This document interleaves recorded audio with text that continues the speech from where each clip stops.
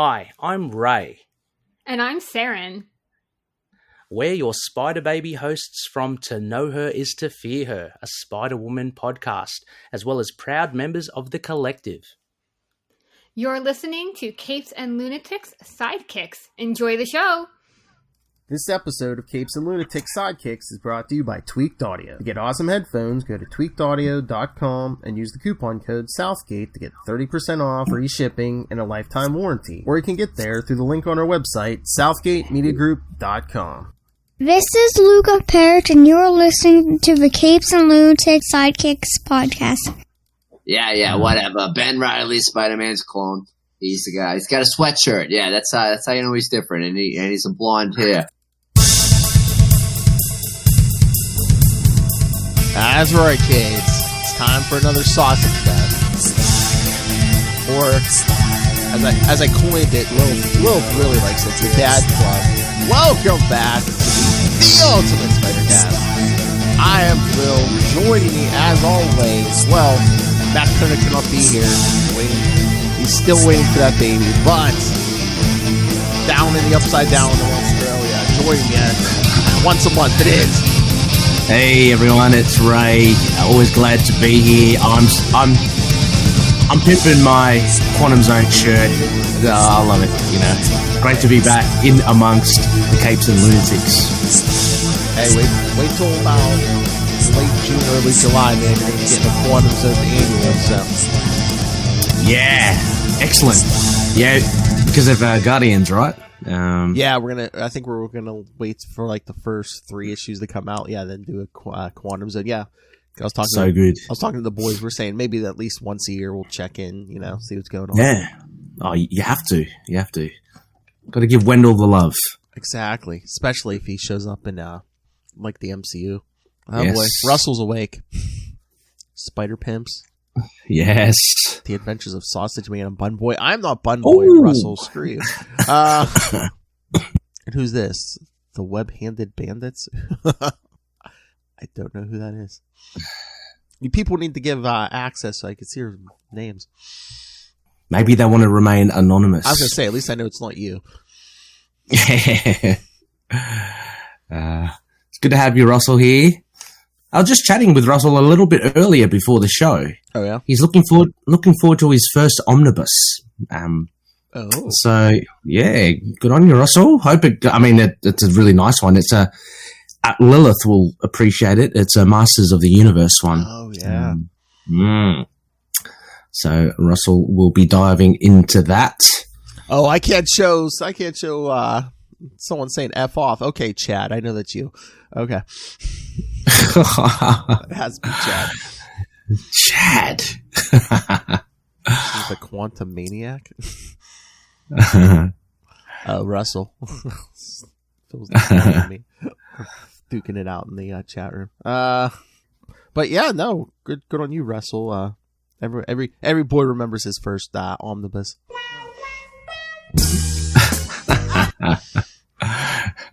The firmness of it. Whoa! You know, the feel of it. Open that thing up. Oh, hey. That's shocking. Speaking of, since you're a subscriber to our Patreon, did you listen to me and Lilith in our first uncensored Wade's World? Not yet, but it is on my queue catcher or whatever you call it. It's on the queue for sure. I can't wait. I mean, you guys pretty much still stretch the boundaries, so to speak. Anyway, but I'm looking forward to this. There's no boundaries on. There's no boundaries on Patreon. Okay. Yeah, no, it should be good. I miss Wade's World. But you've got way too many shows here, Phil. So I guess you got to choose, right? But yeah, I'm of the OG Quantum Zone and Wade's World. Enjoy that. So, but I love your other stuff as well, of course. It's just so I'm guessing for the omnibus. Yeah, Chad says so thick in that binding.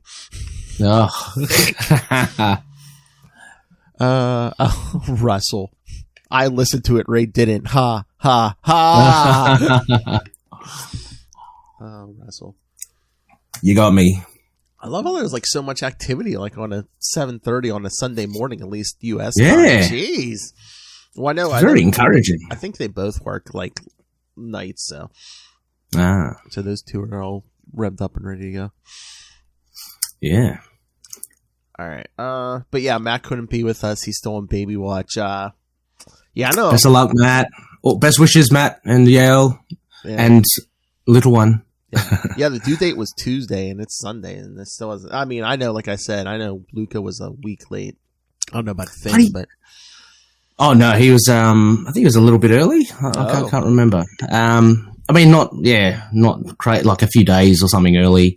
But geez, time's flown, hasn't it? Mm-hmm. It seemed like only yesterday that we heard the news about Maddie becoming a papa. Well, it seems like I think they might have waited a while before they announced it. So. Oh yeah, but still, I mean, yeah. So yeah, he's waiting. So yeah, so probably we already planned probably Tuesday night when we record the Green Lantern podcast. It's probably just gonna be me and Will. Oh yeah, I'm sure until if not before. I bet you that baby's coming. Yeah, it's probably by Tuesday or what. You know, they're probably gonna induce her at some point because. Yeah, I know we were like a week late, and they were like, "Oh yeah, if he's not here by morning, we're gonna induce you." Then he showed up that night. So. Yeah, probably heard him. Yeah. All right. Night shift unite. No, yeah. Hey, Ray's favorite. Night shift. Yeah. What is it? The Shroud. I'm still a fan of the Shroud. I think it's great. Not that. What's the guy? TikTok? Not him. TikTok was in that. Yeah. Wolf. Yeah, not him though. Yeah, Wolf by Night. Yeah. The Needle. Remember reading him in Spider-Woman? He was actually really freaky in Spider-Woman. I liked the way he was portrayed there, but he's kind of like a... Sorry? I was sorry, I was going to say there was a lot of Spider-Woman villains in there. The Brothers Grimm, although there was like a new version, yeah. Yeah, Grunwald. I mean, our Lord and Savior, hands all over those characters.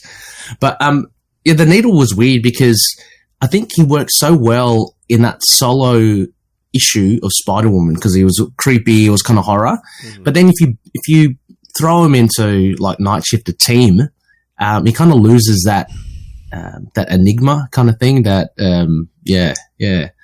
Anyway, Russell said the Shroud is almost literally the Shadow. Oh, Russell, everything's apparently the Shadow. I know, Pac-Man, the Shroud. Yeah, they're all the Shadow.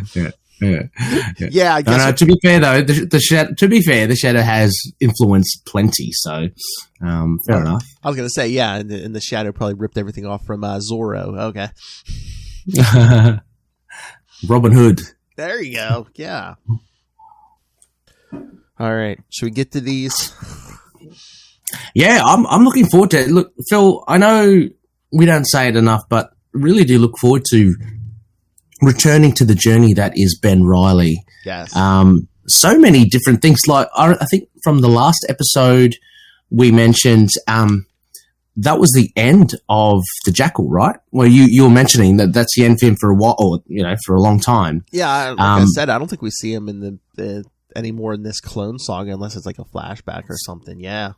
Yeah. So for such a big villain for that to be it.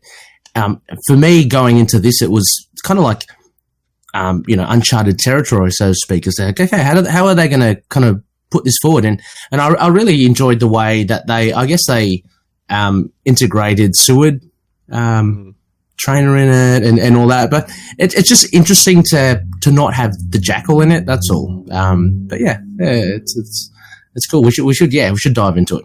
Yeah, this story's a little weird. I mean, it's not bad, but it's weird because it's like the first and last parts are kind of their own thing, and then those two middle books are kind of like a story. So it's like, I mean, they'll have Exiled on the cover, but it's like you get a couple different stories in here. Yeah. Oh yeah, they're distinctly different, aren't they? Yeah. Mm-hmm.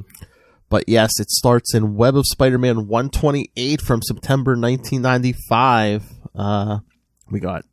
Tom DeFalco and Todd DeZago as writers, Stephen Butler pencils, Randy Emberlin inker, Kevin Tinsley and Malibu Color as colorists, letterer Steve Dutrow, editor Eric Feen and Danny Fingeroth.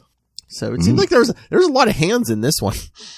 Yeah, there is. But the one thing, again, that is a shining light, you can't deny the art. I mean, Stephen Butler's work in this. I remember reading this going, gosh, this is, the first couple of pages, whatever the story is and whatever the outcome is, I'm enjoying this art. So there's got that working for it. Mm-hmm.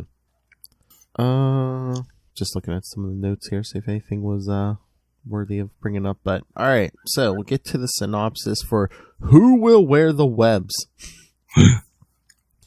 The Black Cat swings across New York City. Her mind is on her longtime friend Peter Parker and all the difficulties he has had of late. She thinks back to how she learned the truth. Shortly after Peter was arrested for murder, she paid him a visit at Rikers Island and was surprised when Peter acted as though he didn't know who she was. It wasn't until she went to see Peter's wife Mary Jane that she learned the truth. Mary Jane told Felicia about the return of Ben Reilly, her pregnancy, and the revelation that the man everyone thought was the real Peter Parker was actually a clone. The idea that the man she once loved wasn't even a real human bothers Felicia, and she feels depressed thinking about it. That's when she is confronted by the creature known as Despair, who offers to relieve her and all those she cares for of the despair that they are all feeling. Yep. I mean, I get that he's like, one of them's a copy of the other, but it's just like, oh, he's not a real man. It's like, really? Yeah. I found his introduction really weird anyway. The fact that it's almost it's not, I don't know, it's not even your traditional backdoor introduction in the fact that, hang on, in the fact that, apparently he'd fought Ben Reilly before, but, that was all off panel. Oh, yeah. And that was, and that's how they're so well acquainted, but like, just believe us, they met before, that's what they're trying to tell us. Yeah, that first story we read where him and Peter first meet back up. Yeah, there was another one. There was like one of the villains in the thing. They're like, oh yeah, here's some new villain that Ben Reilly met. Maybe we'll tell you about it one day. And I don't think they ever even bring that villain back up, let alone tell you the story. So it's like, that's what we need. I've been championing that for years. I'm like, we need some kind of like Untold Tales of Ben Reilly book. Yeah, there's plenty to really, I guess, plunder in that regards. And again, Butler does a really good job for Despair anyway. I mean, he looks pretty cool. So, a lot better than some, if I'm to reference what I'm wearing with the Quantum Zone, there are some, less than average villains in the Quasar run that should really be left alone. But this one, Despair looks pretty cool. So, yeah. Less than stellar villains. Who are you talking about? The Angler. Yeah, absolutely. But I mean, I think that like for that light, we're talking about like a behind the scenes, history of Ben Reilly. I think that's what they were gonna do with that. Remember that 3-issue Spider-Man: The Lost Years? Yeah, I think that was supposed to keep going, but I think once they made the final decision, and they decided to turn things around eventually, they're like, no, we're going to bring Peter's going to be the real one again. It's their... They canceled that. Okay, because, that would have made sense, because the Lost Years really did expand on, that aspect that you didn't hear about. So, I was thinking about that when you asked originally. That would have been a perfect place for it. But, wow. So that would have been it. Russell, I think the Peter that died in the end of the Spider-Verse was referenced to Ben Reilly. That's what I always thought, because he was like blonde and stuff. Because we'll get there. He'll dye his hair. Well, he's had some inconsistencies in coloring anyway. Oh, true. Some of the issues, don't know whether that's meant to be a foreshadowing, but how hard is it? How hard is it to draw him? He's supposed to look exactly like Peter. Yeah, exactly. The specifications are right there. I know. At that moment, Peter Parker and Ben Reilly pay their respects at the grave of Aunt May and Uncle Ben. Now that he knows that he is a clone, Peter Parker feels strange mourning the death of Uncle Ben, as he never met the man. Ben can relate, as he felt the same way when he thought he was the clone. As they discuss how to divide up their belongings, they both notice that someone has been following them. The pair then walks off, luring their pursuer into a nearby alleyway. When their stalker follows after them, he finds no trace of the pair. This is because Peter and Ben have slipped up to the rooftops above to change into Spider-Man and the Scarlet Spider. The pair then follows their shadow. As it turns out, this man is Paul Proust of Cat's Eye Investigations. He contacts his colleague, Loop, and tells them that he lost track of Parker and the man they think is his brother. That's when Spider-Man and the Scarlet Spider come bursting into the office and demand to know why Proust was following them. Meanwhile, Mary Jane gets a call from an old friend named Rolf. She is delighted to hear from him after so many years, and after hearing his offer, agrees to meet as soon as possible. Yeah, I love that. They're like, oh yeah, Parker, and I saw Parker and some guy, I guess is his brother. They look really alike. Yeah, yeah, exactly. Again, like around here, once they don the costumes, for me, like brilliant artwork. Like Spider-Man has never looked better, and Scarlet Spider looks just really cool with the hoodie and stuff. So yeah, really cool. But yeah, a little bit of a kind of bait and switch a little with the guy Paul. Like he's not even old. Like he's got this fake old man's moustache and beard. Takes that off. But yeah, they catch on to him. And I can't remember, like, cause it wasn't too long ago that I read these, but, so Mary Jane, so, she's set up something to meet up with someone. Was that? I think, Rolf? That Rolf. I believe this is the one. I think he's a fashion designer or something. Cause I think she's going to start like modeling like maternity clothes and stuff. And oh, okay. Yeah. Okay, cool. What happened to that guy that was the Bruce? Was meant to be like Bruce. I mean, they mentioned him maybe. That was a while ago. Yeah. That was in the 80s, right? Yeah, like during the wedding, and like, I don't know if they mentioned him once or twice after, but yeah, nothing really came of that, especially once creators changed and stuff. Of course you'd bring up Bruce, Ray. Come on. I love Batman. I meant Bruce Banner. What are you talking about? Oh, sure. I love Batman. I don't even remember saying that. That's what we did our Batman episode. You was like 2 or 3 minutes in, and you were just like, I love Batman. Damn. It's one of the most entrapment. One of the most requested drops now. I love Batman. Just so much vigor in it as well. I don't understand. Although you put vigor into a lot of your stuff, man. Sausage. Oh no! Don't get Russell started. I know. Sausage gets him excited. All right. Back at Cat's Eye Investigations, Paul Proust explains that the black cat has gone missing and that she had been tracking Peter Parker in hopes of that Paul had been tracking Peter Parker in the hopes of getting into contact with Spider-Man. Hearing this, the wall crawler vows to find Felicia, and he and the Scarlet Spider head off to look for her. Along the way, Ben is filled in on Spider-Man's past relationship with the Black Cat. Meanwhile, Despair is using his powers to torment Felicia with images of Spider-Man, convincing her that the wall crawler is responsible for all the misery in her life. Meanwhile, at that moment, Mary Jane meets with Rolf and Tom Privater. The two men are promoting a new line of maternity clothing, asking Mary Jane if she is interested in being their model. At that same moment, the two spiders continue their search for the Black Cat when suddenly their spider senses begin going off. That's when they are ambushed by the Black Cat, who is now under Despair's control. Yeah, that's funny. I love that. It's like, they're swinging around it's immediately both spider senses start going off. It's ting-ting-ting-a-lid, ting-ting-ting-a-lid. And you get a crazed cat as well. I know. So, I mean, this is always cool. It didn't really, I don't think for me it ever elevated to any sense of like real kind of tension as in action, because you got two spider folks battling Black Cat, and she's formidable, but she's against two spider people. But I guess it was fun just to see how she kind of would get out of it. That's what rather than the actual fight itself. Wait, is this a shots fired? Russell said Moon Knight lives a clone saga every day of his life. What does that mean? Is that for the multiple personalities? Oh, yeah.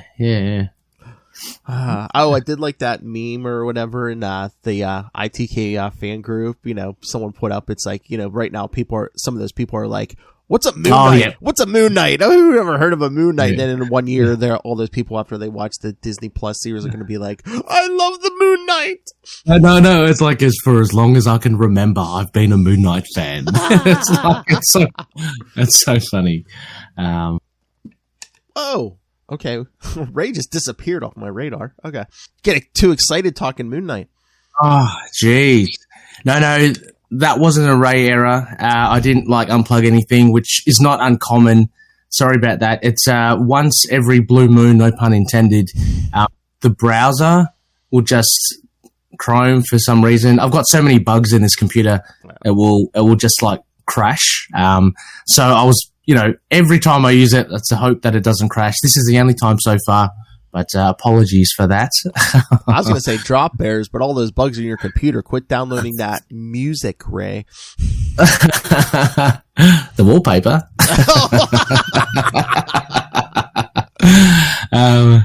Yeah, gosh. Anyway, what were we talking about? We were talking about Moon Knight, but yeah, I just. The Clone Saga. Yeah. Oh yeah, for sure. That's crazy.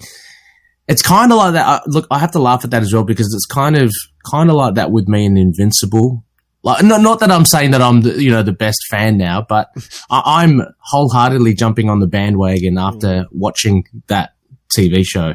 Really awesome. So you've seen. I mean, we've chatted online. Yeah. I'm pretty keen to read those 140 odd issues now. So anyway, slight tangent. Yeah, like I said, those omnibuses are great. 'Cause, I mean, it's pretty much. I mean, I forget what the price was, but I think it's for the price and for the amount of issues you're getting. That's like your best bet. Yeah, absolutely. Oh, Lord. Russell's calling out his drop. The computer is wild. Okay, wild like an animal. It's crazy. Yeah, we got It's Russell. got gremlins. Yes, it's wild. Yeah, wild like an animal. And did you hear the other Russell drop? Where's the Joker nuggets? Yeah, I did hear that one. The Joker nuggets. Yes. I love it. Any reference to nuggets? Whoa.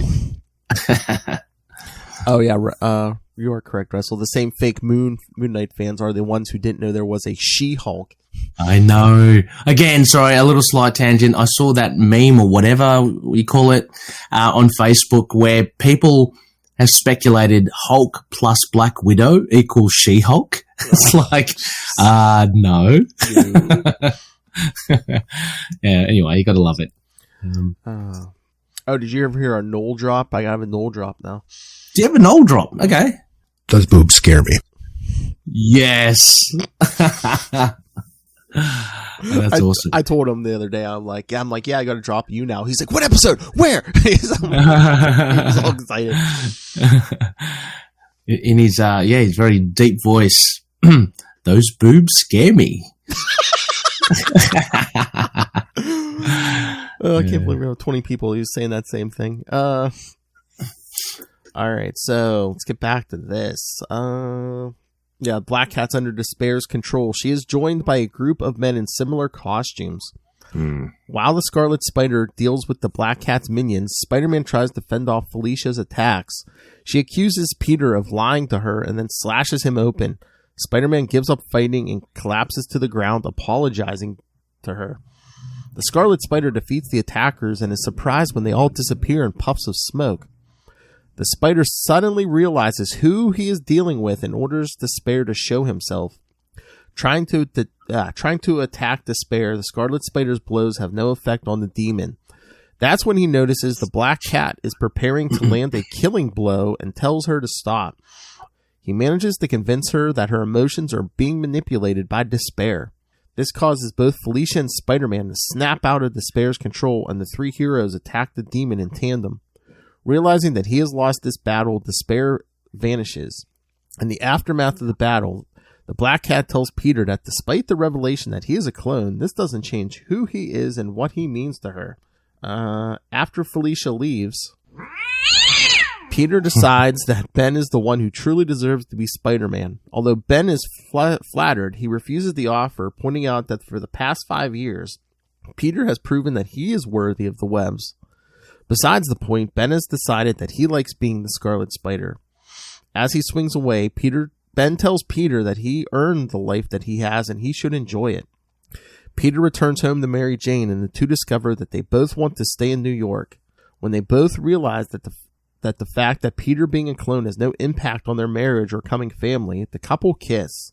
While at that moment, Ben Reilly has packed up his few belongings and decides to say goodbye to New York City so he can start a brand new life somewhere else. Yeah, I mean, this is a big thing because essentially, and Ben reflects upon it anyway towards the end, and I think in subsequent issues, that he's been given this thing on a platter. Like, it's like, you won the jackpot. Like, you aren't the clone. Like, this is your life by right. So all your memories, they're yours, you know? But he does the absolutely selfless thing.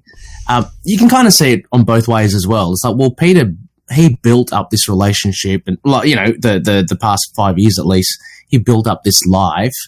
So it would be bad of Ben to take it over, you know. So it's such a difficult decision, but I think this is such a big thing here, and I think it was done very well. Again, in the art, there was like that 9-panel page where they're just talking to each other, and it's all about the masks and handing the masks over. And yeah, I just like it how at the end, like, he just reverses it, and Ben puts on the Scarlet Spider one, and that's the big takeaway for this. But yeah, it's I would not want to be in Ben's position here, you know, because it's a lose-lose. You know, if he does, like, take it, like, say, okay, well, then he'd feel bad for taking over Peter Parker's life, like the clone Peter Parker's life. But what he's done now as well, he's going to feel bad as well, going, well, I had this opportunity and I let it go. Well, like he says, he's like, oh, I'm not the same person I was 5 years ago. And two, it's like, think of the logistics of that. I mean, Mary Jane's not going to go off with Ben. So if Ben takes back Peter Parker's life, it's like Peter and Mary Jane are going to have to basically probably leave, like, take on some assumed identities or something, you know. But I mean, this is all just speculation as well, but I do feel that Mary Jane did get along with Ben quite well. Like, there was that run after she got, you know, a bit uncomfortable with him being a clone and all that. She and Ben got on really well, and essentially he's the same guy, right, to Peter Parker. I guess, but yeah, I mean, they haven't had those experiences the last 5 years. I don't think she's going to be like, oh yeah, I get you're the real Peter. I guess I got to marry you now. You know, it's like, yeah, I know it's a big ask. I think Ben might have wished for that, but yeah, that's not going to happen. Yeah, no. Yeah. But yeah, big things here. So, like, these last few pages and the decision, and just when Peter Parker and Mary Jane were kissing and making up, I know that, you know, that this is the life that they shared, you know, over the years and stuff. But I just couldn't help but think of the erratic behavior that Peter had shown Mary Jane. Like, he backhanded her across the room, like, it not that long ago in one of those arcs. But, you know, he was under obviously a lot of, I don't know, stress. I don't know if you can actually even justify it with that. But yeah, anyway. I mean, we're gonna get a story. I think it might be next month that we're kind of gonna address some of that. So yeah. Okay. Right. Oh my lord. He's saying, yeah, they should make Ben a second mentor to Miles or Gwen or Silk, a Uncle Ben. Yeah, I mean, when they took that marriage, I'm like, they want a single Spider-Man. Just have Ben Reilly be that single Spider-Man. Yeah, for sure. I mean, he's basically Peter. Yeah, you could have a single Peter and a married Peter. Yeah. Yeah. Definitely a Miles mentor. Oh, yeah. Pitch, make Ben the symbiote Spidey. Marvel can have their cake and eat it too. Oh yeah, good idea. They have both uniforms just like floating around. But I do like the Scarlet Spider. I know. Yeah, you give identity. You give him the black suit. Can you really call him the Scarlet Spider? Yeah, exactly. Yeah. But no, overall, this issue, I think I really enjoyed it because, again, big props to the art. Geez, Black Cat has never looked so good. I was going to say, yes, Ray enjoyed the art, kids. Yeah. That first page, okay. But it's always good to have Black Cat in there and as well. And like she, albeit was manipulated, like her kind of tenuous sightings on good and evil is always fun to watch. Despair, look, he's a little bit of a throwaway, but he does look interesting. And of course, the big talk at the end of Ben deciding to keep his Scarlet Spider identity made this a big issue. I think it's probably the most. I think I might prove myself wrong, but it's probably the most important issue out of this Exiled 4-parter. Yeah, I mean. Yeah, I haven't read a ton with Despair, but I do remember there was like a story in the 90s a little earlier than this. Like Despair teamed up with Nightmare and they were like tormenting like the Grey Hulk and Betty Banner. Ooh, nice. Yeah. I think it's like Hulk 360. So yeah. Cool. It was like right after the Vegas stuff. I think it was like the first really right after. Okay. Yeah. Okay, I should check that out. I think that's in the Omni. I've got an Omni of it. So I was going to say, I don't know. I didn't look, but it might be even on Marvel Unlimited too. Yeah. So yeah. Oh, nice. But what did you think of this issue, Phil, as well? Again, yeah, you're right. It's I thought it was really good, and the art, it's nice art, great art. I mean, it's like the some of the better side of 90s art. Mm-hmm. Like you were saying, yeah, Spider-Man, Scarlet Spider, I don't think have looked better. Yeah. Oh, yeah, absolutely. Like, I'd love to get, the original artwork if I ever had enough money of some of these shots. Just because the inking and the art is just really nice. Oh, yeah. And I mean, I like that they're actually like having like Mary Jane's show now because, it's not like. Oh, yeah. Yep. I'm glad it's not like they didn't go with like 90s comics. She didn't stay 110 pounds until the day she had that baby. Still in a bikini, just kind of. Yeah, it's actually realistic, Yeah, but yeah, I remember reading this new. Yeah, Ben Reilly leaves, and it's like, oh wait, what's that? What's Ben doing now? What's Ben gonna do now? Yeah. Hopefully, spring into another his own title series, but. Well, we shall have to see. All right, so should we get to the next one? Yeah.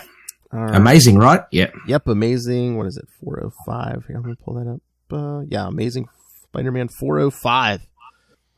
I mean, that Web of Spider-Man issue was good, but of course, I think that's a Bagley cover. The cover to 405, man. I love that cover. That is a good cover. Like, not only just the art, but I don't know. It's always what I liked about Cardiac. I like the color combo of just blue and white. Yes. I don't know. So that electricity kind of thing really works for me. Oh yeah, just the electricity and those wires and stuff. Yeah. Yeah. So yeah, Amazing Spider-Man 405 again, September 1995. Yeah. Of course, Mark Bagley, cover artist. Writer Jan DeMatteis and Todd DeZago. Penciler Derek Robertson. Inker Larry Maltstead. Colorist Bob Sharon. Letterer Bill Oakley. Editor Danny Fingeroth. So I'm assuming this must be, in some part, Todd DeZago's story, because it seems like, he's been the second writer on these first two issues at least. So. Yeah. And I didn't realize what you say, Derek Robertson for art. Wow, that's pretty cool. Yeah. Oh yeah. The title, The Worth of a Man.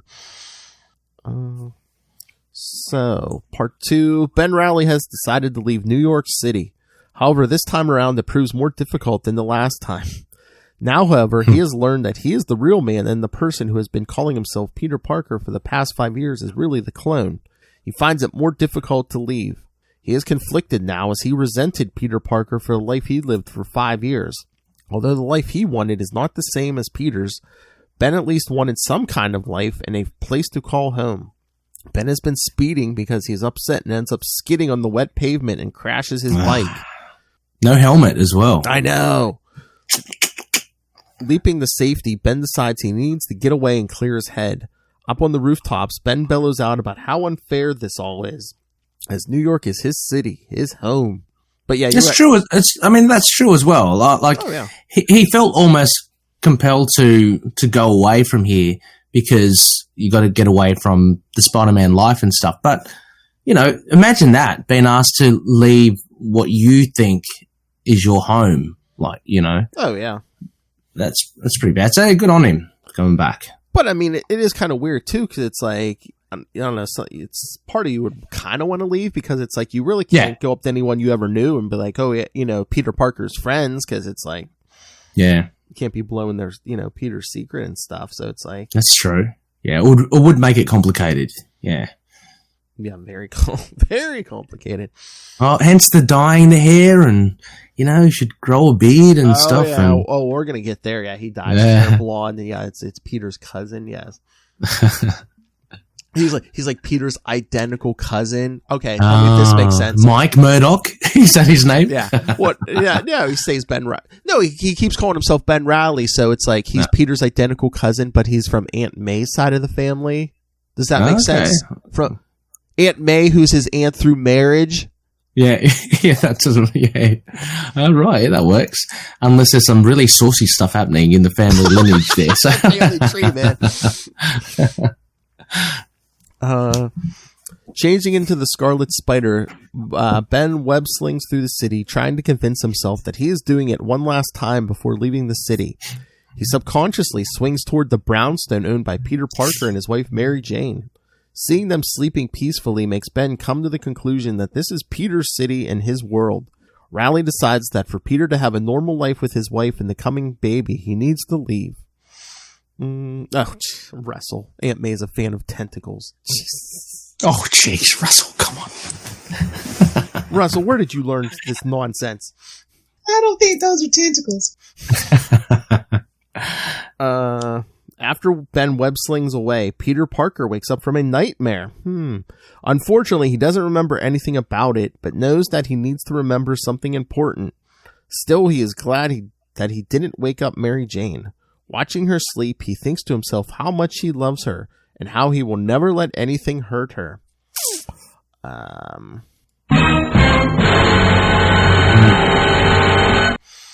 Meanwhile, the Scarlet Spider has called his friend Seward Trainer and gets permission to spend time in his cabin in Vermont. Alone in the cabin with a fire going, Ben realizes that this is just the thing he needed. He then begins to wonder where he is going with his life from here. Whenever he goes next, Ben thinks it will be something vastly different from where he was 4 years prior. We're going to get the flashback now because it says then. Yeah. Wait, wait, does Ray say that a lot? Russell, I'm trying to get a dearie me out of Ray. Really? I didn't realize. I don't. Maybe I've never noticed, but all right. So here's the flash. I'm gonna say holy macaroni from now on. Holy macaroni. Oh my!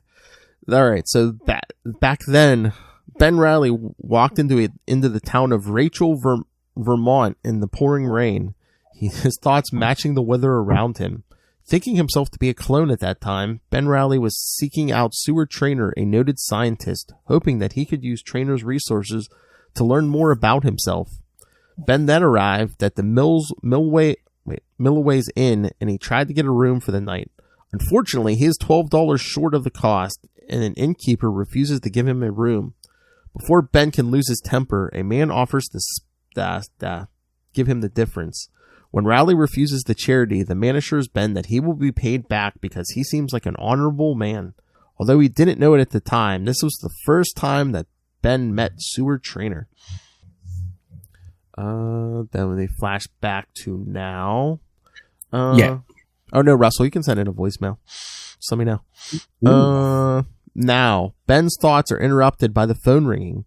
When he answers it, Seward is on the other end of the line. He tells Ben to get out of the cabin right away. With his spider sense going off the scale, Ben leaps out of a nearby window just moments before the cabin explodes. Recovering from the blast, Ben realizes that this wasn't an attack on Spider-Man or the Scarlet Spider, but his friend Seward Trainer. Mm-hmm. Putting on his mask, Ben Reilly vows to track down whoever is responsible and make them pay. Returning to New York, the Scarlet Spider finds Seward Trainer's lab in ruins. Finding an old photo of himself and Seward, Ben vows to find his friend because he owes him so much. And another flashback. It was the following morning at the Millway Inn. A feverish Ben Reilly comes downstairs and demands something to eat and drink. When the innkeeper tells him the kitchen is closed, Ben begins to lose his temper. Seeing this, Seward Trainer tries to calm Ben down. This interrupts Ben long enough that the fever gets the best of him and he passes out. When he came around moments later, Ben is told by Seward that he needs a friend. Finally accepting help, Ben took Seward's hand. And back to the present. Continuing his search of Seward's lab, his spider sense draws him towards some strange spheres. That's never good, some strange spheres, you know? Some metal balls. They're always bad. Couple of balls down the gob. Suddenly, the devices sprout mechanical arms and begin attacking him. Despite his spider sense and enhanced speed and reflexes, the Scarlet Spider is restrained by the devices. The arms become electrified and he is shocked into unconsciousness. His final thoughts are wondering where his friend Seward Trainer could be. Elsewhere, Seward is huddled in a darkened cell. The person who put him in there observes him for a moment from the doorway. With one of their mechanical arms, his captor slams shut the door on his cell. Oh, dearie me. So we know for sure that's Hobgoblin. Oh, how dare you. Russell's favorite. All right, Ray, so what did you think?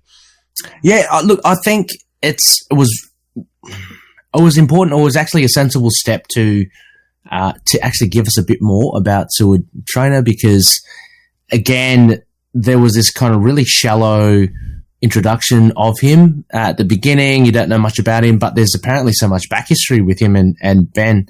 And so we get to see it here, which is good. And I think for the most part, it's done well. You can actually see the level of gratitude and debt that Ben has towards Seward because of what he's done. Mm. What I found just a little weird, though, and correct me, Phil, if I've misinterpreted anything wrong here, is that I found like the attitude of Ben to be a little bit out of character, like of him being just really kind of argumentative and really kind of aggressive towards the innkeeper and all that. I understand why that's needed because we want to see Seward going, no, look, I trust you. Mm. You know, so the writer's done that to obviously show this level or this connection that Seward has with Ben.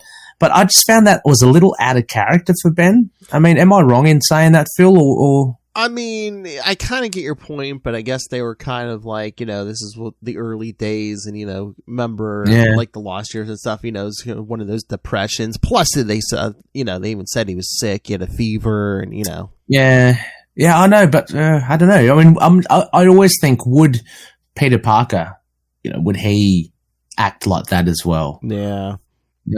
But again, I can understand why they did it because, again, it just furthers that bond that Seward has with him. But it's a small quibble. I mean, that's all. For the most part, I think, again, this art was really consistent, done really well. I love the toing and froing between past and present, especially once Ben made it to the cabin. With him having such long hair and stuff, I had a little laugh back in the past. He kind of looked a bit to me like Conan, but you know, that's just nothing. Obviously, he's got a lot longer hair. But yeah, no, this was good. This was good, and it actually sets up the plight of Seward quite well, and it gives us that tease with the mechanical arms. So yeah.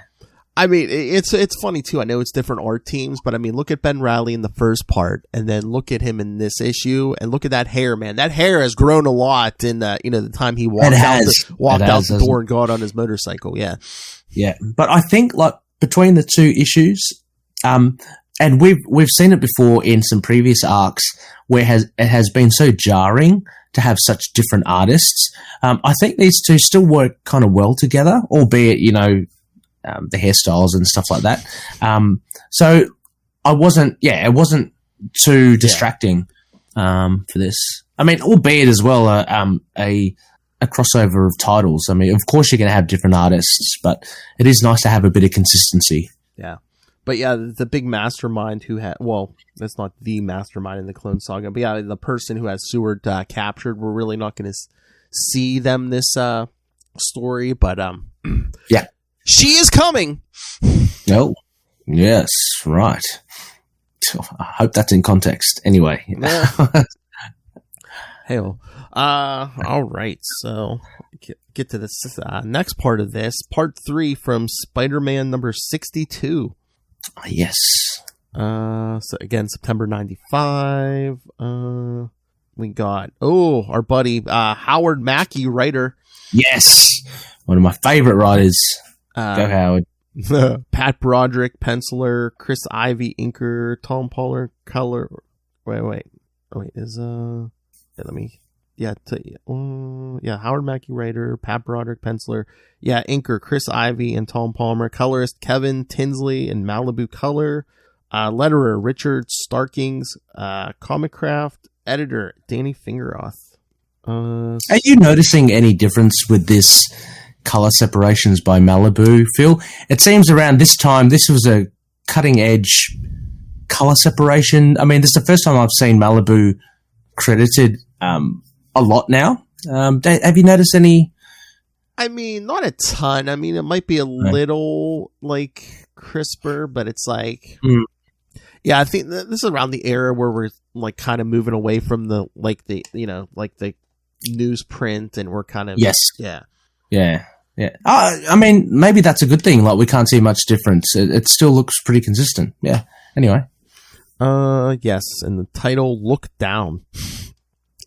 So we're gonna do the flashbacks again, but yeah, all right. In the present, while staying at Seward Trainer's cabin in Vermont, Scarlet Spider had been ambushed and taken prisoner by a mysterious individual. Restrained in a darkened room, the Spider is interrogated by his captor. They want to know who he is and what his connection is to Seward Trainer. However, the torture causes the Scarlet Spider to black out once more. As he drifts into unconsciousness, his mind drifts back to his days on the road where he first met Seward Trainer. We'll get the flashback. Mm-hmm. Ben Reilly wakes up in a strange bed after losing his temper at a local inn in Vermont. He is introduced to Seward Trainer, the man he has sought out. Seward took Ben home after he passed out the night before. Whoa. With Reilly now awake, Seward offers him a change of clothes and to the amenities to his cabin. And back in the present, the Scarlet Spider is snapped out of this dream by a powerful jolt of electricity. His captor demands to know what his connection is with Seward Trainer. The web-slinger doesn't understand why he is being tortured by this person, especially over the man who changed his life. His captor explains that this has nothing to do with the masked hero. They only want access to Seward Trainer's research. In order to get the web-slinger to talk, his captor's minions wheel out a holographic projector that shows that Seward is also a prisoner and his life is at risk as the room he is contained in is slowly filling with water. Still, the Scarlet Spider has no idea what his captor wants. Believing him, the captor then jolts the webbed hero once more, causing him to black out again. While back in New York City, Peter Parker stands on the roof of the home that he shares with his wife, Mary Jane. He's thinking about his recent trials and tribulations and how he now looks forward to the next chapter of the rest of his life. His thoughts are interrupted by his wife, Mary Jane, who wants to spend time with him. Unseen by his wife, her presence causes Peter to put on a maniacal grin and tighten his grip on the side of the rooftop, cracking it under his strength.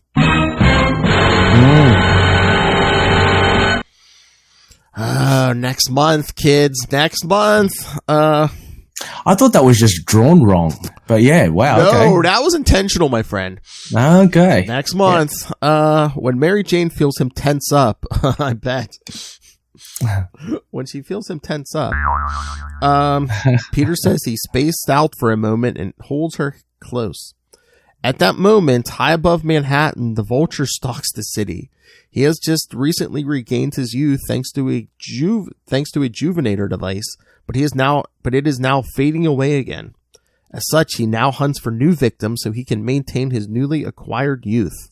Okay, I'm going to stop right there. Ray, what did you think of like 90s Vulture, who's basically like a energy vampire now? Yeah, I prefer the old school Vulture, but I like the idea. I mean, to give him actually a bit of a dynamic, I like the idea that he needs these life forces to keep him young. I mean, the Juvenator, whatever it, however hammy it's called, it's I don't know, it makes him a little bit more interesting in that regards. But yeah, it's, I don't know. I just like the fact that Vulture is like an older villain, because you don't get many older villains, dressing around and doing all the action.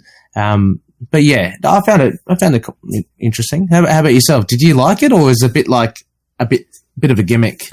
I mean, yeah, it was kind of a 90s gimmick, but I mean, like, it was kind of interesting because it kind of made the Vulture more of a threat and more, he could put the fear in the people more, just, because it's like, oh, this old man swooping around on wings and training the life out of people. Yeah, exactly. And he just inherently just sounds a lot more dangerous as a younger person, right? So, yeah. He's like a vampire, man. Interview with a Vampire was big in the 90s. Yeah. All right, so back to a flashback. Thanks to Ben Reilly, Seward Trainer has been able to get his brand new lab up and running in record time.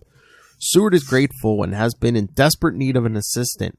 He offers Ben the back room of his lab, although it is not much. Ben accepts it as he needs Seward's assistance.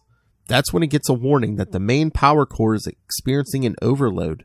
When they rush into the next room, Seward discovers that the heat has fused the access hatch to the power core shut. With no time to lose, Ben uses his enhanced strength to rip the hatch off, revealing his powers to Seward.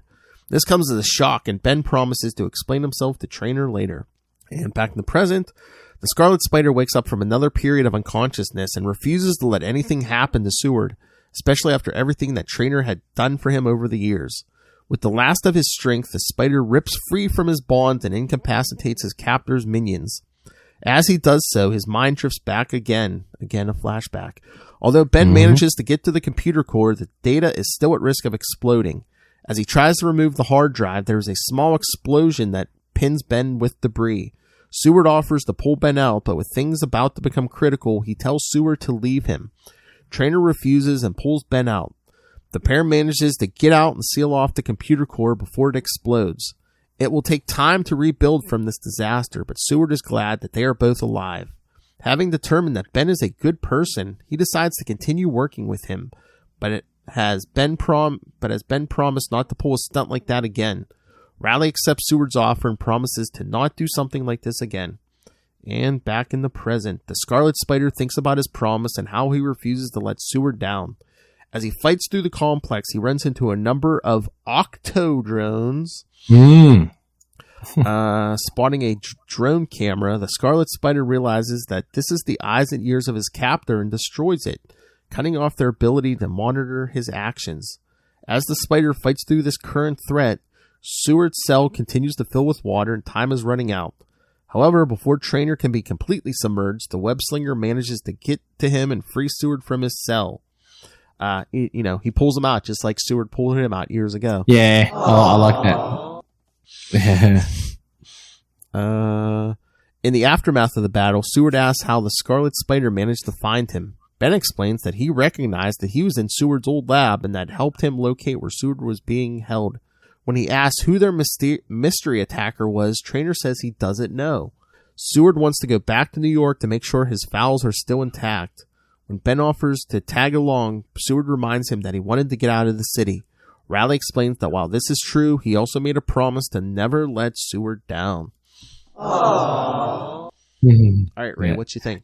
Yeah, this consolidated, I think, the relationship built on the last issue of Seward Trainer and the relationship with Ben Reilly, and it culminated in of course, that situation where Ben finds himself under the debris and Seward doesn't want to leave him. So that's the big kind of takeaway again. It's like, I'm not leaving you.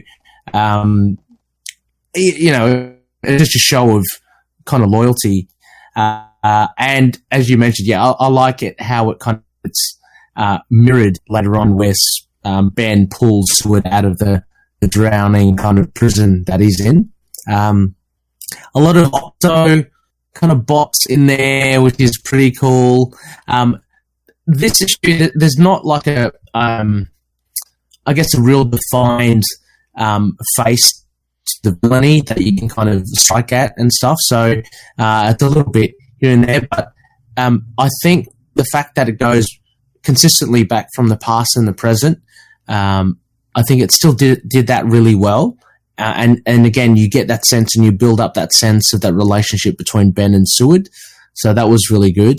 So if you look at like, if you take away all that past stuff and you look at just the present stuff, those panels and that story, nothing really much happens. Like Scarlet Spider just breaks free and he finds Seward at the end, right? And he fights just a lot of like droids. But that's about it. But if you put it together with the past and the relationship he has with Seward, I think it works really well. Again, the art is quite consistent. It's quite good. It's not terrible. I'd say it's probably might be the least favorite of mine though. But that's not saying that it's bad. It's just, I really like the first and second issues of this arc. I can't remember the last one, so we'll have to. I might change my tune there. But yeah, no, really good. How about yourself? I like the story. I like the flashbacks of both these issues, but it's like I think Mackie did it a little better this time. Just with the plot device of every time he passed out, he was remembering the past. Yeah. That was very clean. Yeah, the way to do that. If we are to nitpick and stuff, when Ben is kind of stuck down there with the debris, you could argue, is he really in trouble there? I mean, he ends up like Seward saying, "I'm not leaving you." Well, like, good on you, Seward. But at the end of the day, if you look at it, Ben just jumps out of it. He gets an arm from Seward, but I think he could have gotten himself out of there. But that's again a very minor point. I think the idea is there, the idea of loyalty and friendship, and it's done really well. Yeah, it's paced really well, the whole issue. So, yeah. Oh, yeah. And the introduction of course, a little bit of an introduction to the Vulture as well, which is mainly the Spider-Man Unlimited, the last issue. So you kind of get some, it all kind of overlaps in some way to each other. Oh, yeah. So should we get to the Spider-Man Unlimited number 10? Yeah, let's do it. I like the cover, but that has nothing to do with the art on the inside. Spider-Man Unlimited number 10, September 1995. Huge issue. Oh, yeah. Oh, yeah, and it's like one story, isn't it? Yeah. Yeah. For the most part.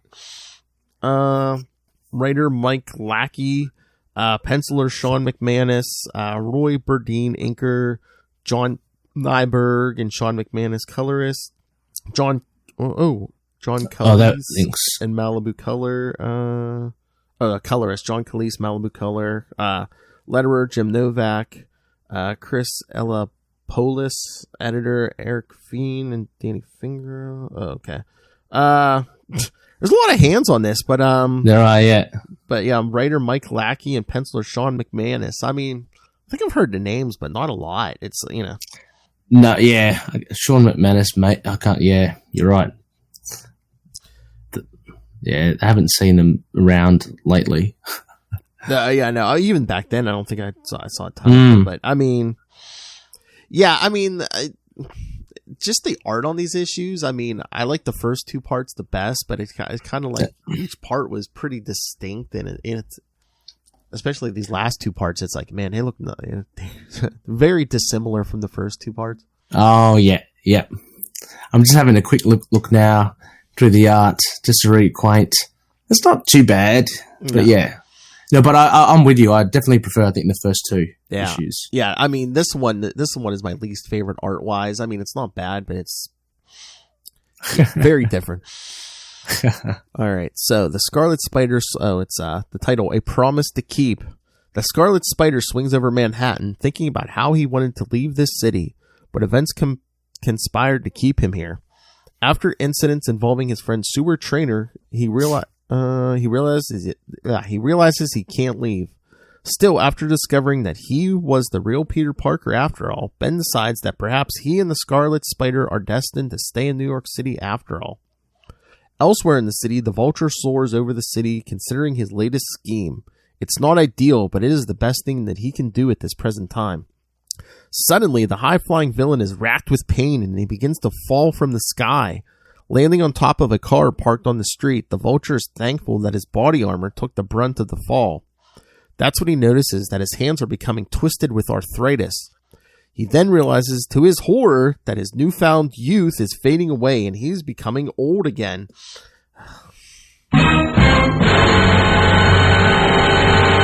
This upsets the villain greatly, and he rants and raves over it until a shop owner comes out to see what all the commotion is about. Meanwhile, at the Mulligan home in Queens, young Jimmy Mulligan argues with his father, Colm, over his career prospects. Colm wants his son to go to school, however. Jimmy wants to go to work with a crook named Witten and make it rich. Jimmy points out that he makes more in a week than his father pulls in all month. Colm warns that Witten is looking for a fall person, but this falls on deaf ears.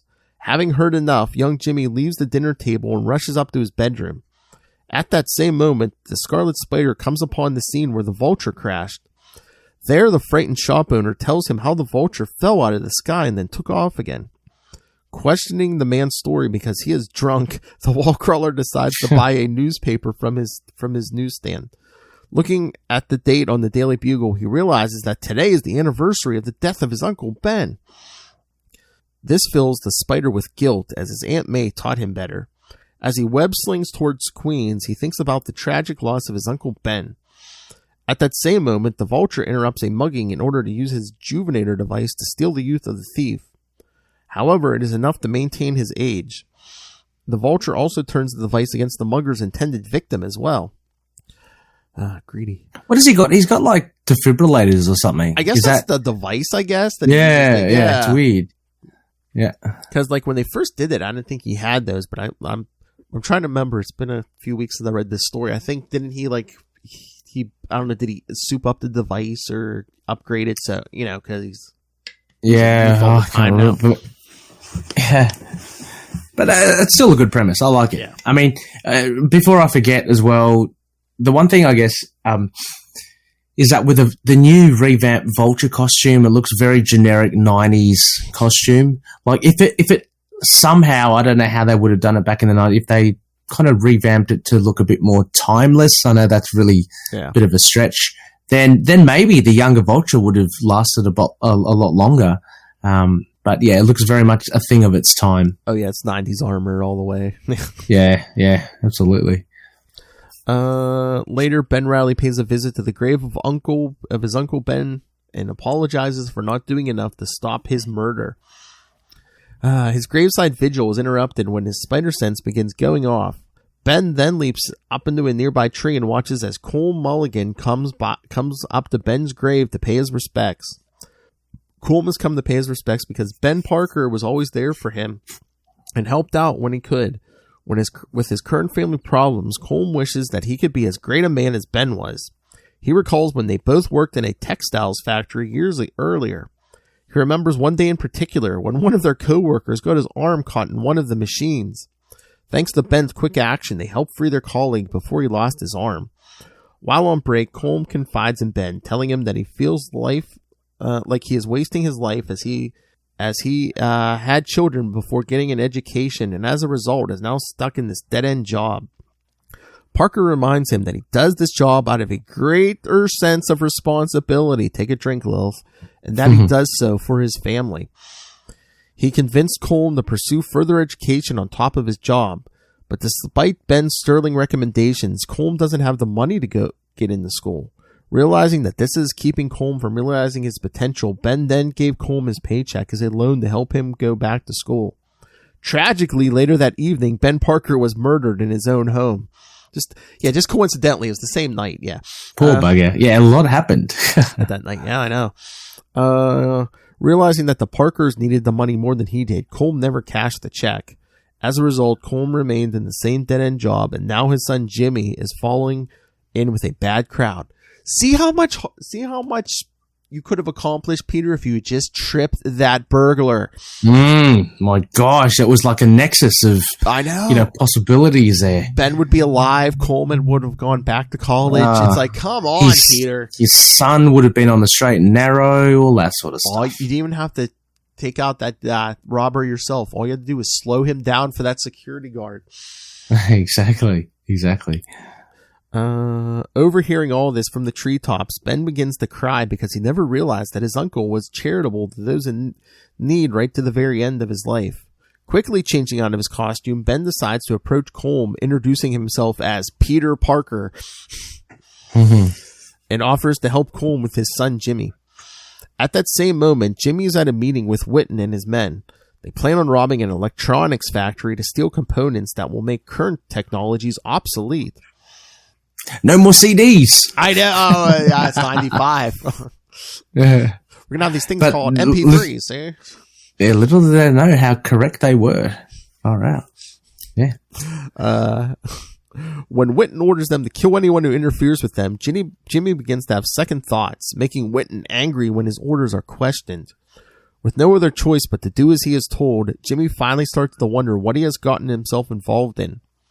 Meanwhile, the Vulture arrives at Metro Electronics, intending to steal the same technology in order to stabilize the Juvenator harness that maintains his youth.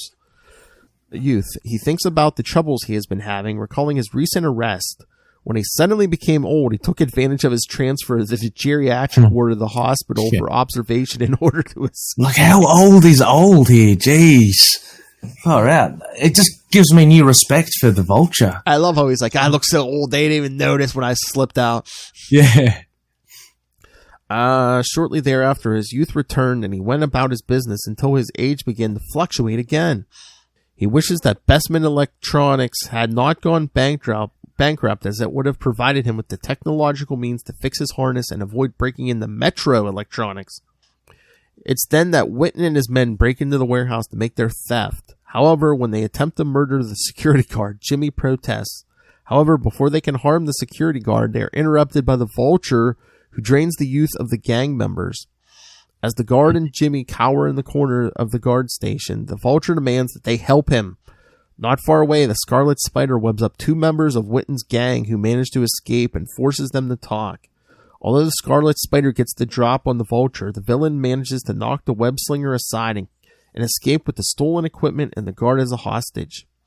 When the Spider follows after him, the Vulture drops his hostage, but they are saved thanks to the web spinner's quick action. After rescuing the guard, he is told how the Vulture... By rescuing the guard, he's told the Vulture has been stealing the youth of the gang members. Having spent his evening reading up on technical manuals and theorizing that the Vulture is stealing the electromagnetic fields around his victims' brains. The security guard tells him this. Yeah, I know. Oh, hey. Oh, you all right, sir? Oh, yes, it's me, Officer Plot Device. Let me tell you what's going on here. I happen to just notice a lot of these things when I'm at work, Yeah. I know I'm not supposed to read these books, but I just sit and read these books and understand everything. I mean, I'm not saying security guards can't be smart enough, but it just seems kind of easy to, it's just like, here, let me give you all the answers. Yeah. Meanwhile, Jimmy returns with Witten and tells him what happened. The boy also tells the thief that he quits as he didn't sign up to commit murder. In response, Witten beats the boy within an inch of his life and dumps him off at home.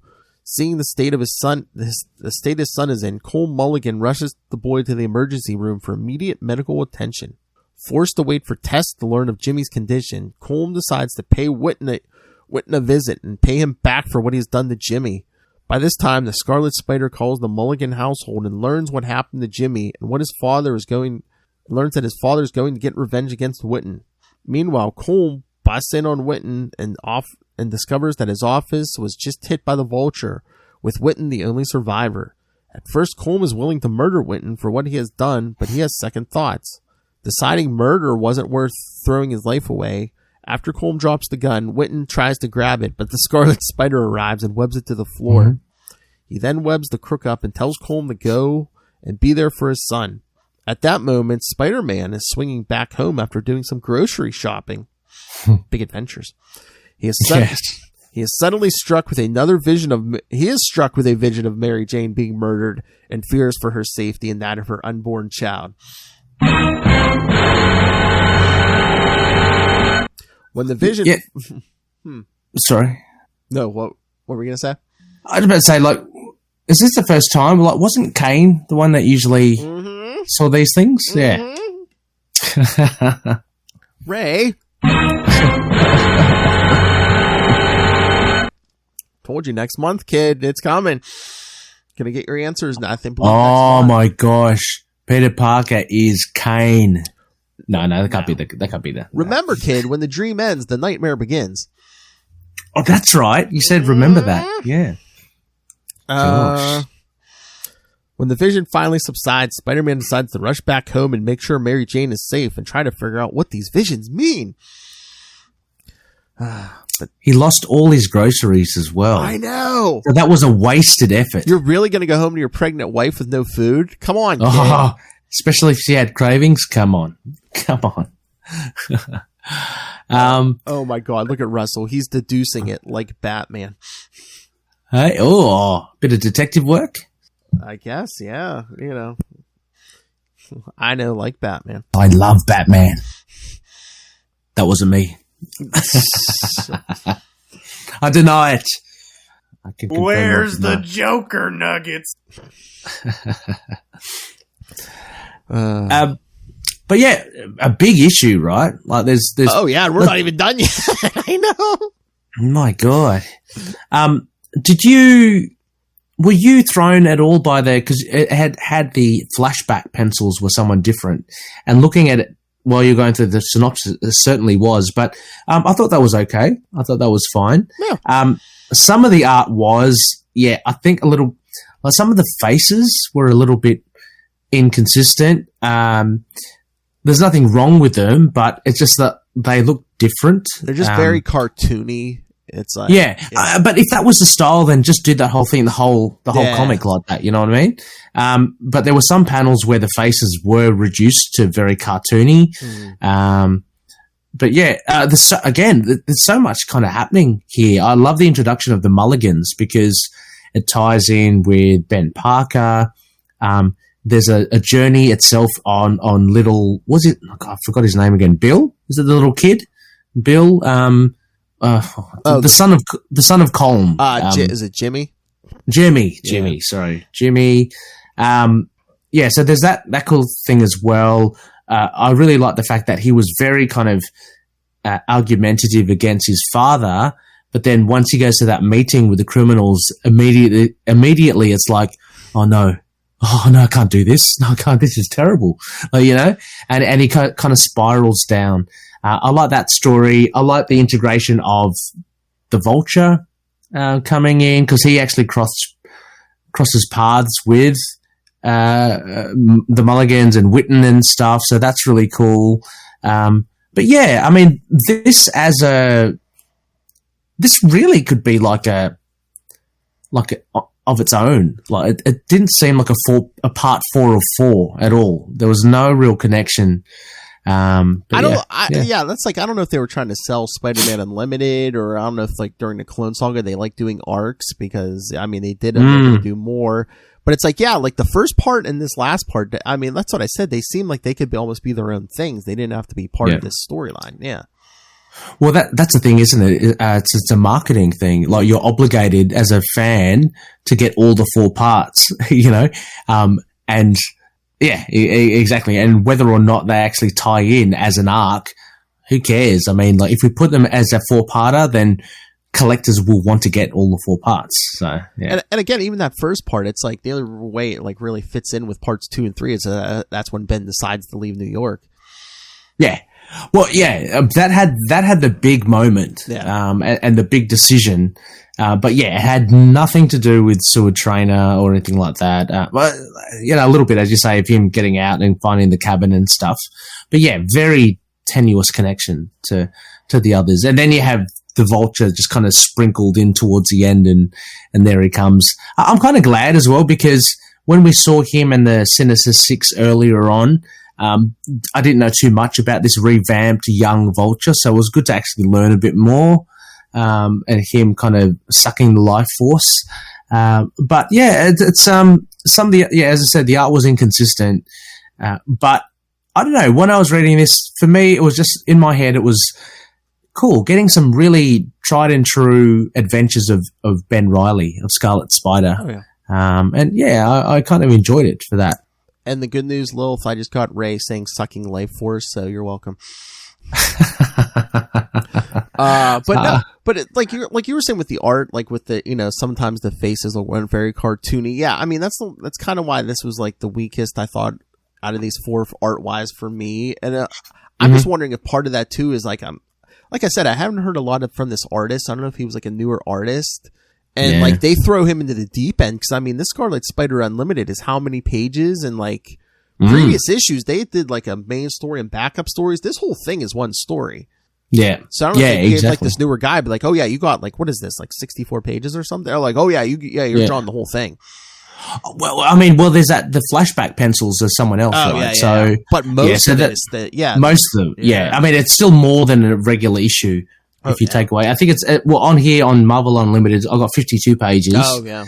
But if you take away the flashbacks, it's still more than 30. I'm sure it's a substantial, substantial size. There you go. There's another drop. But it was good. I enjoyed it overall. I mean, all Exiled. I'm actually even thinking the title of it, Exiled. Is that even apt? At all? Well, he was gonna exile himself for like an issue or two. Self-imposed exile. But yeah, no, this art was good. Again, it was a lot more enjoyable than some of the others that we've read, I think. But yeah, and a little bit more consistent art. But yeah, the first two were definitely my favorites. Oh yeah. All right, let's wrap this up. At that moment, the Scarlet Spider has tracked down the Vulture and forces him to the ground. As the two fight it out, the web slinger manages to rip off one of the Vulture's wings. Despite this, the Vulture manages to grab the Scarlet Spider and tries to use his newly built device to drain him of his youth. This has no effect on the web wall crawler, much to the Vulture's surprise. The Scarlet Spider then webs the Vulture to the wall and then crushes the devices. When the Vulture demands to know how the Scarlet Spider counteracted the devices, the web slinger declines to explain and leaves him for the authorities. As the police take the Vulture into custody, the Scarlet Spider watches from the rooftop across the street. He is relieved that the vest he rigged up to negate the effects of the Vulture's device had worked. With the danger over, the Spider changes back into Ben Reilly and checks in on the Mulligans. He is delighted to hear that Jimmy is going to recover and decide to enroll at Empire State University, like his father wished. When invited in for dinner, Peter Parker, quote-unquote, declines, telling them that he has to get to work. As he walks away, Cole Mulligan and his wife remark about how responsible Peter is and believe that his Uncle Ben would be proud of the man he has become. Okay, that vest, so he only had a vest on to protect himself from the Vulture, so if the Vulture had grabbed his head, his arm, something... Yeah, look, MVP, the Night Watchman there, he gave Ben all the ideas. Yeah, that was a little bit of a weak thing, but I guess it was addressed. It was explained. Like, how did he kind of factor again? He's got this vest, this insulated vest. I didn't dwell too much on it, did we really need that guard to explain everything to Ben? Because I mean, Ben's as smart as Peter. Couldn't Ben? Yep. I mean, shouldn't we have been like, oh hey, remember guys, this guy is too. He's smart. Yeah, he made the impact webbing, right? And the stingers. Yeah. So that's pretty. Yeah, exactly. Not some Joe Blow, but the fight with Vulture was pretty cool. I enjoyed it. We get to see a bit more. Shows Vulture as being at least formidable in some sense. But yeah, I also like the fact that Ben Reilly ripped one of the wings off as well, because realistically, that sort of stuff would happen, and it was good that they addressed that. So did you like this story? I know you've been craving more Ben Reilly, so I mean, this is except for that first issue, this is basically Ben's show this month. Yeah. Oh no, absolutely. I'm really interested in the earlier like appearances and stories of Ben Reilly, and yeah, this was really cool. I mean, it was a massive issue, a lot of stuff happening, but you get a lot of facets of him as well. Like you get him as Scarlet Spider, but you get him interacting with the Mulligans as well. Really cool stuff. You get a classic villain in the Vulture, so there's a bit of credit kind of like thrown in that way because it's like a real Spidey villain. Mm-hmm. Yeah, it was enjoyable. I really did like it, and you only get that one page of real Peter Parker with that weird kind of Spider Sense precog stuff. So yeah, as you said, essentially all Scarlet Spider. Really cool. I mean, he tussles not only that, he actually he comes up against Witten as well. So all the bad people in this issue, he kind of goes face to face with. Oh yeah. Yeah, like I said, it was really good. Did you want to give this a grade or a mark, as you say? Shall we give all as a whole, as you mean the 4-parter? Yes. Or, yeah. Yep. 4-parter, I would give it. I'd give it maybe a B minus. Say, it's a little bit above average for me, which is cool. I mean, it's not stellar. If anything, a lot of it, the art in the first two again, really, really nice to look at. But there was enough in the stories as well. I mean, the way Howard Mackie handled the past and present in part 3. I think even Lackey here, Mike Lackey, did this. It's a big story, a cast of thousands as well. He's done really well. And then also integrating in parts 2 and 3, as you mentioned, Phil, the Seward Trainer relationship with Ben Reilly was really good. And at the very first part, as we said, that big moment where Peter Parker and Ben Reilly decide what they're going to do, it has a lot of stuff in there. It's a lot of meat. So a B minus, only because, I don't know. A lot of these, I mean, they're not like, top quality, memorable arcs, right? Yeah. But they're fun. They're good. So yeah. I mean, at least you got some of the backstory with Ben and Seward. I mean, that's at least something, and it's like that's a payoff. Yeah, that's a payoff. Yeah, I mean, I was thinking of the B territory. It might be a B minus, like you said, just because. I mean, I'm not a fan of that art in that Spider-Man Unlimited. That really, fair enough. Down. I mean, I think that story could have been even greater if the art had been a little better. Yeah. Have you got that as floppy? Yes, I do. Yeah. Oh, nice, cool. Yeah. No, true, exactly. If the art had changed, was someone else potentially, I didn't mind the art too much, but I can definitely see your point there. Yeah. All right, so here I got a quick, looks like a little over a minute voicemail from Russell. So, all right, let's see. It's been a while since I've done an actual voicemail. All right, there we go. Arg, it is I, the charcoaler. No charcoaler today. Ray's already had enough trouble with all the coughing fits in his house. Anyway, I just wanted to call in and just say that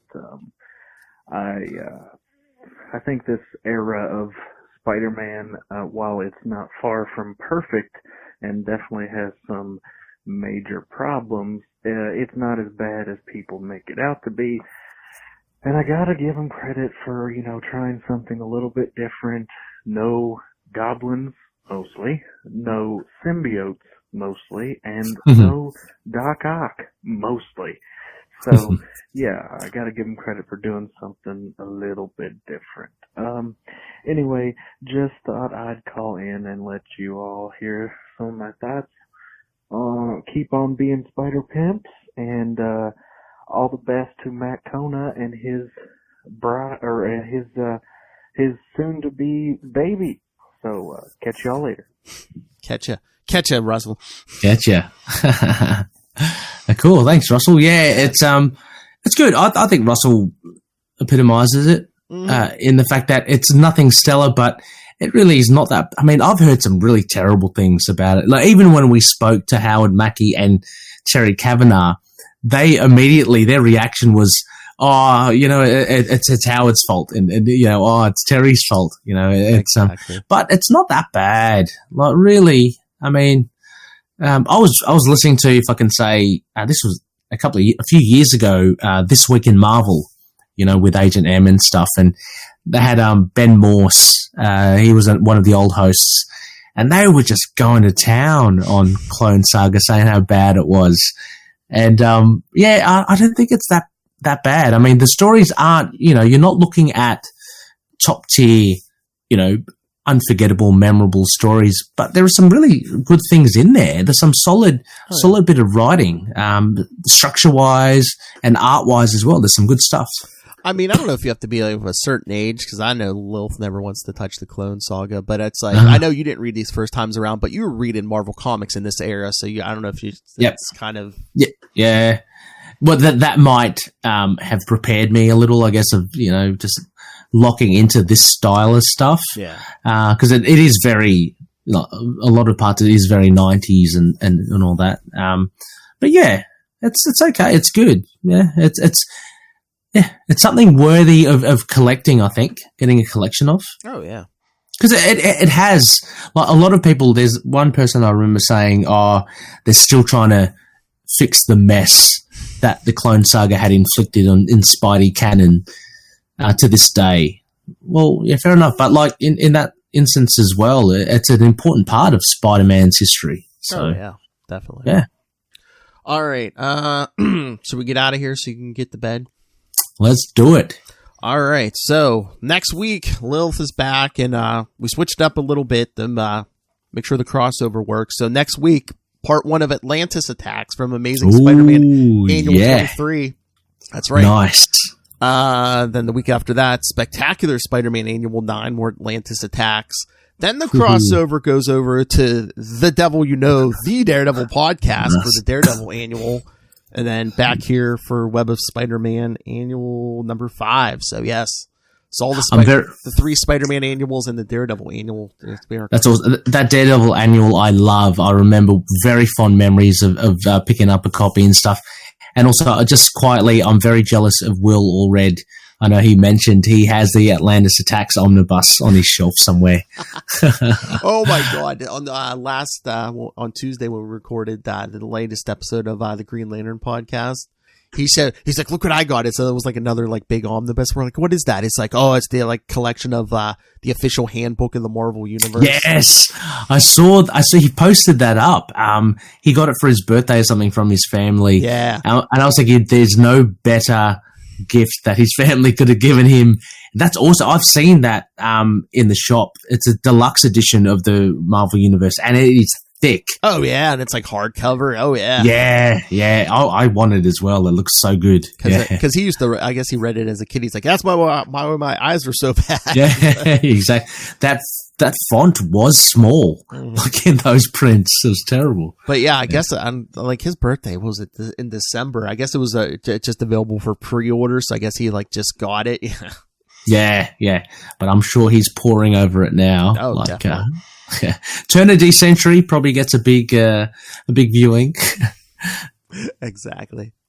But yes, after the Atlantis Attacks, we have another week where Lilith and I are gonna do Amazing Spider-Man 247 and 248, Spider-Man vs. Thunderball, and then there's that classic backup story, The Kid Who Collected Spider-Man. Oh, geez, I gotta read up on that as well. That's good. And then in 1 month, that's right, kids, Spectacular Spider-Man 228 and Web of Spider-Man 129. Time Bomb. We get all our answers behind those visions. Oh, Time Bomb. I love it. Cool. All right. So, yes, lots of good stuff coming up, including that Atlantis Attacks crossover, man. It's nuts.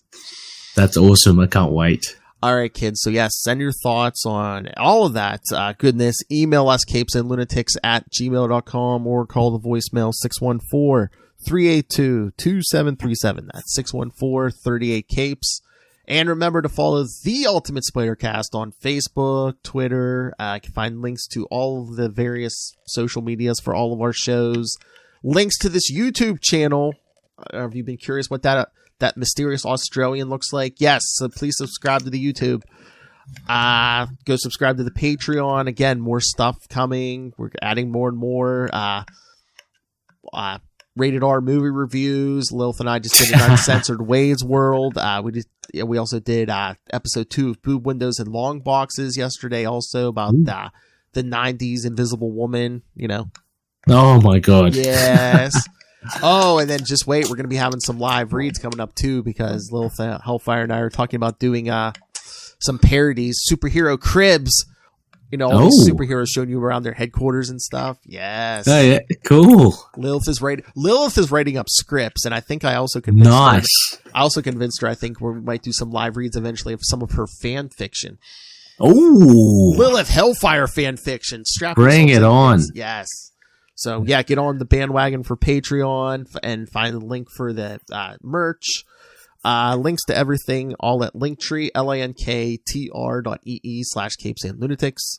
And please remember to support our sponsors, Tweaked Audio and Hunt a Killer. Use the code Southgate for both of those for a discount. Yeah. And also pick up Pod Life the book, now in digital and paperback. Audio version coming soon.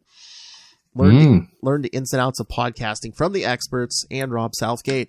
But you can get that on Amazon and more. When you do, use the link for Southgate Media Group right down there in the show notes.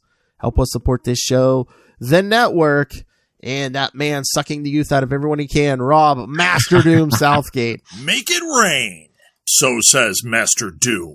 Why did your eye drift over to my box? Mark my words. All right, Mr. Rey, I hear you do a podcast or two. What are they? Where can people find them? Oh, yes.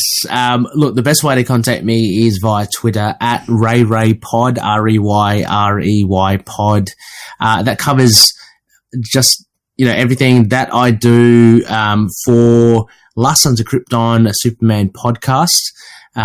Also, To Know Her Is to Fear Her, the Spider-Woman podcast, and Into the Night, the Moon Knight podcast. So do a few things. Love the character-based podcasts, but they all have their own Twitter handles and Facebook and social media stuff. But if you just want to have a chat with me, it's at ReyReyPod. That's the best way. Yeah, and anything. I don't know, not kaiju. I'm really getting into King Kong and all that. That's good. So, yeah, if you're a Valiant fan. Invincible, you're getting into Invincible now. Invincible, oh gosh, yeah. So just finished that season. Love. Are you watching The Bad Batch? I haven't yet. I keep meaning to, but I haven't yet. Okay. That might have to be on the list as well. But yeah, no, look forward to it. Yeah. Whoa, that's pretty damn big. Yes. So yes, Ray loves to talk to the fans. So yes, please get with him on social media and give him the hard questions because Ray likes it hard and Ray likes it long. Oh jeez, don't know how I feel about hearing that from Lilith. Hey, some women pay good money for that in Florida. That's from that Into the Night episode, man. Gotta make room. You don't want to know where they put the camera. Okay. She's got her own library of drops these days. I'm on page 2 of the drops, man. Yeah. I think one of these pages hold like 80 drops or something. Yeah, I'm on page 2 wow. for Lilith. Yeah. Holy. She has much to say. Make sure to use Noel's one a lot. Oh, yeah, that's what I said. I'm going to use that a lot. Plus, I need more from him, so. Does boobs scare me? He's looking at that black cat art. Does boobs scare me? All right, kids. Thank you, Ray Pod, and thank you, the fans. Russell Chad. That's right. And Russell. Oh, we were going to do Predator. Yeah, I know. That's damn awesome. No. So I might still be Russell. Yeah. Join us next time. Swing on back. Rip.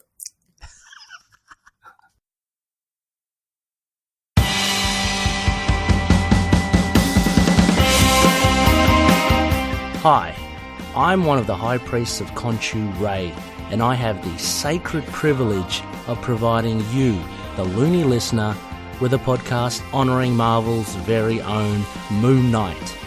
So join me and a host of others at Into the Night, a Moon Knight podcast. Follow us on Facebook, Twitter and Instagram, or support the show by becoming a Patreon member. Into the Night, a Moon Knight podcast. It's time to get your Khonshu on.